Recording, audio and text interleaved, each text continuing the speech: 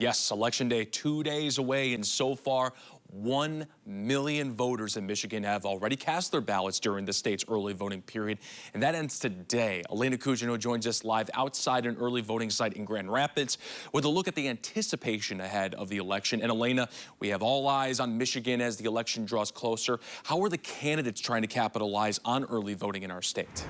Well, David, this is the first presidential election where early in-person voting is an option, and election workers across our state are shocked to see so many people taking advantage of this option. And with Election Day coming up on Tuesday, we are seeing more candidates head here to West Michigan as a final push ahead of Election Day on Tuesday. Now, this morning, Gwen Walz, the wife of Minnesota Governor Tim Walz, will be attending Mass here this morning in Grand Rapids. Now, the vice presidential candidate will be speaking himself at a rally in Detroit tomorrow. Vice President Kamala Harris is expected to be in Detroit this morning, then head to Pontiac.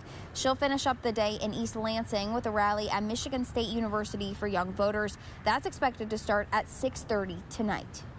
I think that's pretty exciting. I always think that when political candidates try to get the younger generation involved, it could be really important for representing a larger group of people. I think it's a big deal. Anything to help bring awareness to students that we need to go out and vote. Now, on the eve of the election, former President Donald Trump will return to Grand Rapids just like he's done in the last 2 elections.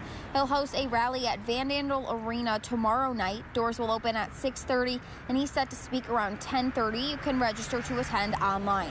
Now, Trump's running mate, Senator J.D. Vance, will also be in Michigan on Monday. He'll hold a rally in Flint. Now, these visits all fall close to Election Day, which is Tuesday.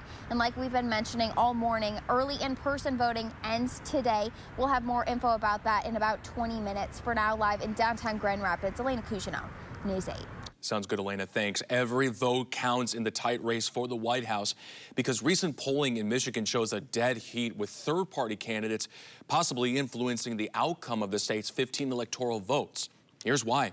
An Epic MRA poll released Friday reveals 48% of respondents support Vice President Kamala Harris, 45% back former President Trump, and this falls within the 4% margin of error.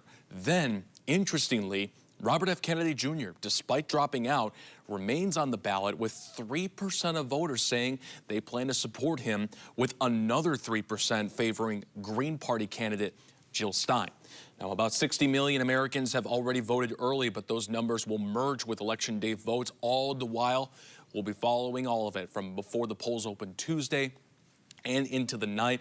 We will also have the results continuously updated at woodtv.com.